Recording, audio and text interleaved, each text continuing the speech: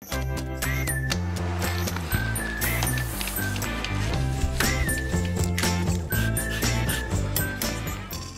that, and then when it does, you can stick that down so that it matches with the rest of him. So I've got a bit of the black and a dry brush, and we're going to aim for sort of the bottom area for the shading, and then you can add a little bit of white near the top, anywhere that the light would reflect off the shield.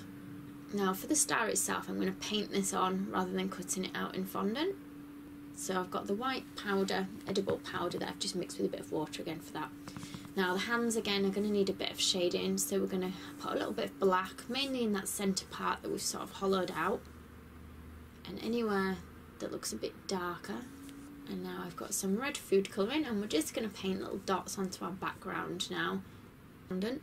I'm going to put on the piece of fondant. So just make sure that you have got quite a thin paintbrush, and I've painted around the teeth, the star on his body, the rest of him, so a bit of the black just around the bottom. And then the same as we did with the facial features, we're just painting a black line in food colouring all the way around the edges.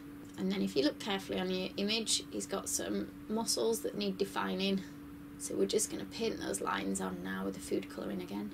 I'm going to add an extra layer sort of in the background, so I've rolled some red, so it's a bit bigger than my yellow background bit. And what I'm going to do is stick that on with a bit of water first, then once it's stuck in place we can cut around following the yellow lines, only leave a small gap of a few millimetres of drying so that it doesn't stick to anything, and that's it finished. So once it's dry, you can use it for the top of the cake or the side of the cake